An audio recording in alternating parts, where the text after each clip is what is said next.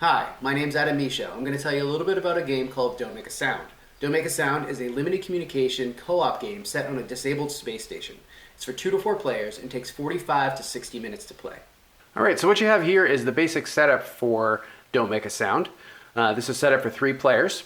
Up here are our goals, so we're trying to find those 3 objects to bring them back to the ship so that we can repair our ship.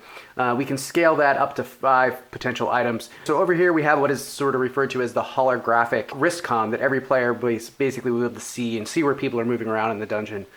So this will track where players are. Every time a player moves into a room, they're going to leave behind a little dot so that we know that they've been in that room. Over here are the rooms within the space station. So these rooms are only going to be known to the players that have entered those rooms. So there are several different types of tiles we might encounter in the space station. So this symbol right here is basically noise. So every time you encounter that, even if you're not stopping in the room, you're going to make noise, attracting the monster closer to you.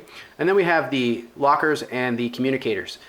These are both optional things that you can only do in the room that you end your movement in. With this right here, we can make an additional noise and tell one fact about the ship. So we might say, hey, that last room has 2 lockers in it. So that would cost us 1 noise to share that information. We can also search lockers, of course. Cards that you see over here, these are the item cards that you'll be able to collect by searching in lockers within these tiles. In front of each player, there'll also be character cards, which will have a certain number of health, and some of them have special abilities. The typical turn is move and then do a tile action. You can move up to 3 spaces, but you have to declare how many spaces you're moving. So if I move 1 space, that doesn't make any noise, doesn't attract the monster. But if I decide I want to move 3 spaces, I would go 1, 2, 3.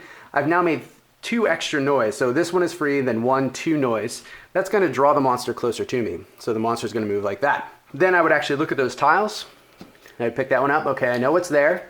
I know it's there. That's pretty good. That means I can make noise and not attract the monster. And then that's really bad. It's great because it's got a locker, but it makes 2 additional noise just for passing through that room. So that's going to bring the monster 1, 2 steps closer to me. And now I have a choice. I can decide to search the locker. If I search the locker, I'm going to make some noise, which is going to bring the monster towards me just a little bit more.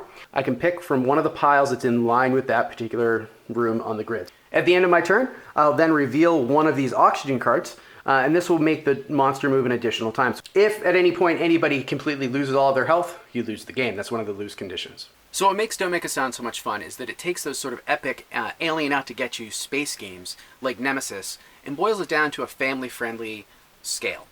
Games more like Forbidden Island or Magic Maze. And then it uses the limited communication mechanic almost as a pressure luck mechanic. So it's entirely up to the players how much they communicate.